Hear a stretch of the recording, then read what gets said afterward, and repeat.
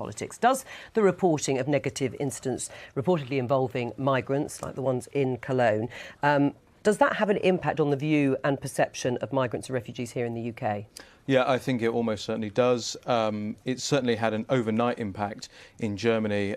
When you look at the polls, the YouGov poll that came out, which showed that 46% were against the rate of migration in Germany, now 60% are against this rate. I think that's obviously going to have ramifications in Britain. We don't see ourselves as non-Europeans. Even Eurosceptics in this country realise that we are a part of Europe. They would just say that they don't want to be part of the European Union. So there's going to be big ramifications, actually. Right, but is that overnight change of opinion, as you see it, wrong? No, I've argued from the outset that actually, you began the programme, the segment on 1.1 million migrants. Actually, my sources in the European security services are telling me it's more like 1.5 million because they don't count overstayers. They can't count people that they don't know. No, my question was, is it wrong to have changed people to change their minds so dramatically as a result of a number of incidents in their general view towards migrants? No, I don't think so, because this is where these are where the warnings were originally anyway. It's just a case that at the beginning, at the forefront of this, those people weren't listening. Now they've actually had to see it, and these people have had to go through really bad situations for people to see this problem. I mean, there were warnings that countries like Germany wouldn't be able to cope from people from within Germany, that the open door policy towards refugees would lead to problems. So are you surprised by this change following the accusations of sexual assault by groups of migrants or refugees in Germany? These sexual assaults are obviously a bad thing, and no one is going to say otherwise, but I think it's been blown out of all proportion. I mean, I have a few months ago I had a 16-year-old boy murder another 16-year-old boy about half a mile from my parish, from my church. Doesn't even make the national press. But this sort of thing suddenly becomes a way of focusing all our anxieties and so forth. Yes, incorporating large numbers of people, and from my mind, the more the merrier, because they're being saved from a terrible situation in Syria and parts of North Africa and so forth, that we should celebrate that fact. And yes, it's going to be difficult, but actually I think we should absolutely have to be up for all the troubles that come. Because you're blaming an entire group of people for the actions of a few bad apples. I don't think anybody's trying to claim that every migrant going into Europe is going to start raping people. I mean, you had the Charlie Hebdo cover showing that, the 3-year-old boy, Alan Kurdi, who died trying to make it over to Europe, would grow up to become, in their words, a bum groper. But it's a satirical magazine.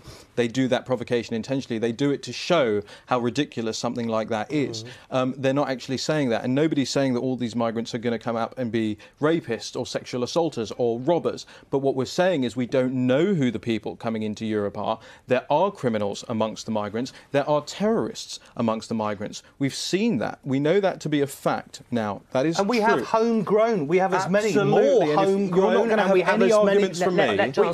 We have as many people who are born and bred in this country who are rapists, who are criminals, who are. And why is it that we are demonising so why import more? A particular? Because they're called the population in general. That's what they're called. I mean, these are not people who are... Why not proper background checks? Sorry? Why not proper background checks?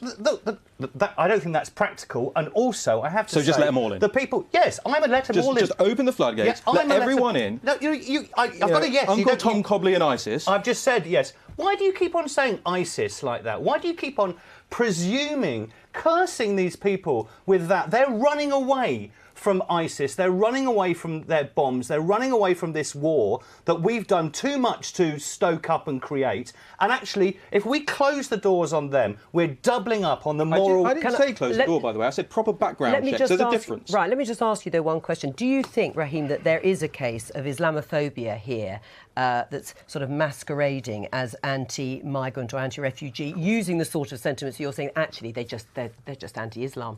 I have a big problem with the word Islamophobia. Being somebody who was raised in a Muslim family, having had anti-Muslim sentiment aimed at me, I have a problem with calling an anti-mass migration sentiment and actually weeding out. It's the same thing as you said. It's a few people in there that might be instinctively hateful towards Islam that you're tarring the whole anti-migration movement for those people. So it's the same thing. The same argument can be had back and forth. But conflating the two does the same sort of thing, doesn't it? I mean, in the end, isn't it going to be exploited by the far right and extremist movements? I think you're overestimating the reach of the far right now, especially in Germany. When you look at the Pegida movement, they have strict rules about what they are and are not allowed to do on their marches. When 5,000 people took to the streets in Dresden last night, they are not allowed to drink, they are not allowed to shout, and if they are doing those things, they are kicked out of the Pegida movement.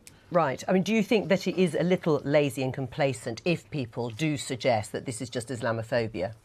It is Islamophobia. I mean, what is Islamophobia? Any criticism of Islam? It's patently clear that the way in which people are being targeted and the language that's used about Islam and Muslims is clearly provocative, is clearly, and indeed through our government and the prevent strategy and all that sort of nonsense, it's targeting Muslims. It doesn't help.